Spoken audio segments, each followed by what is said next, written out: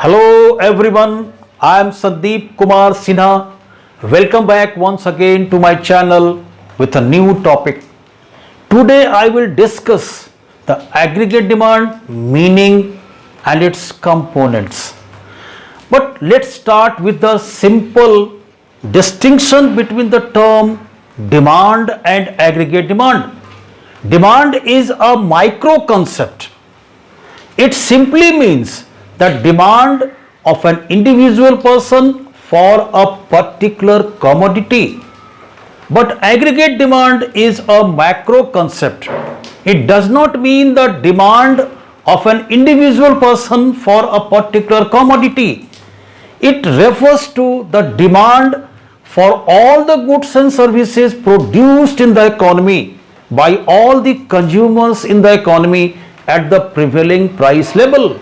Means aggregate demand is a macro concept and it is one of the important tools of Keynesian economics. तो aggregate demand का मतलब क्या हो गया कि it is the sum total of the final goods and services that all the sections. Now what are included in those sections? Number one, that is household sector. Number two, the producing firms.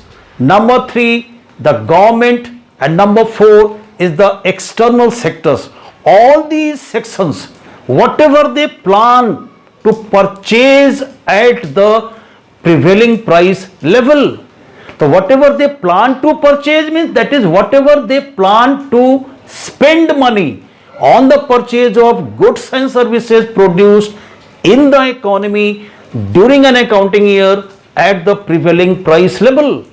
Then how can we define aggregate demand? So aggregate demand is the sum total of the quantity of final goods and services that all the sections, that is households, producing firms, government and external sector, plan to purchase at the prevailing price level, that is they plan to spend money on the purchase of goods and services produced in the economy during a given period of time. That is aggregate demand is equal to total planned expenditure in the economy and which is taken to be the sum total of consumption expenditure as well as investment expenditure, and therefore AD can be also written as total consumption expenditure plus total investment expenditure. Now the question arises, what are those components which are to be included to get the total planned expenditure, that is total aggregate demand in the economy?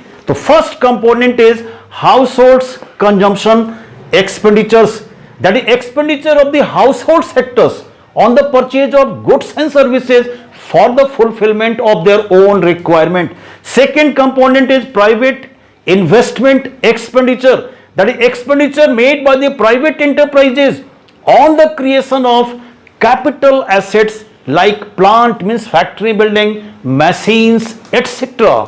Third component is government expenditure, that is expenditure of the government on the purchase of consumer goods and capital goods. For what purpose? For the fulfillment of common needs of the society, because the government works for the welfare of the people. And the fourth component is net exports, that is the difference of the exports and imports. Thus there are the four components of aggregate demand. Number one, household consumption expenditure, that is C.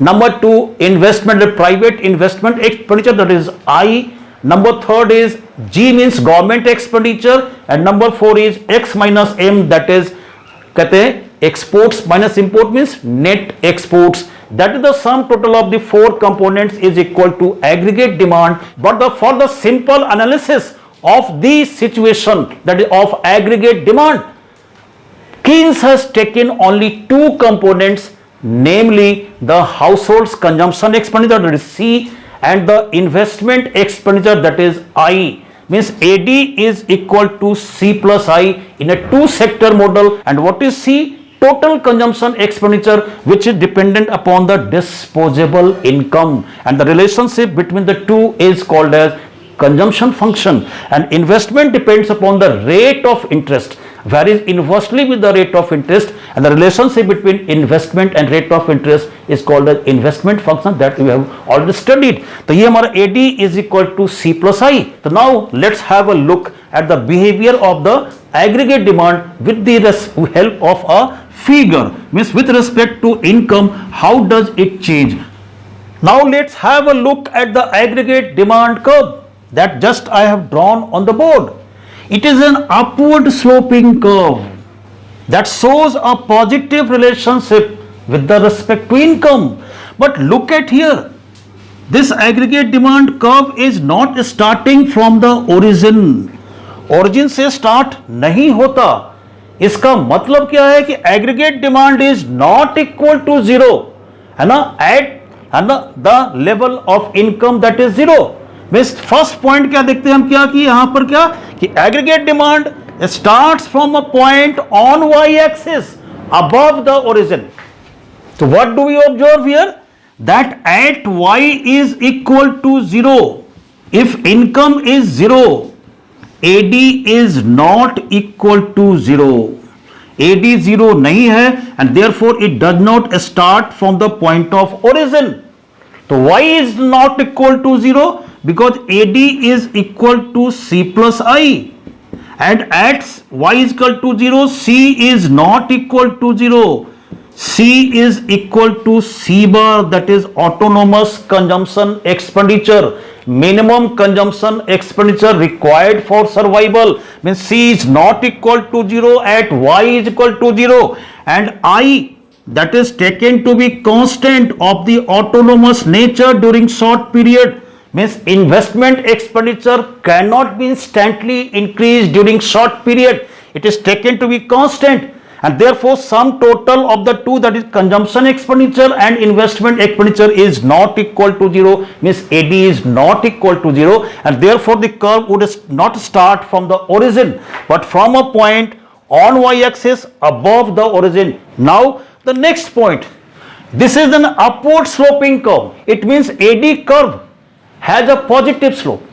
इसका slope हमारा क्या है, positive है. That shows a positive relationship between income and the total expenditure, that is aggregate demand in the economy. That during the situation of unemployment economy, whenever there is an increase in the aggregate demand, then there is an increase in the income level in the economy, and whenever there is a decrease in aggregate demand, there is a decrease in the income level in the economy.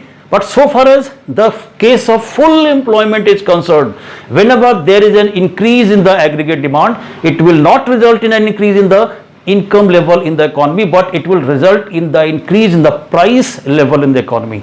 That is all about the behavior of aggregate demand during short period, its meaning, its concept. See you all in the next video with a new topic.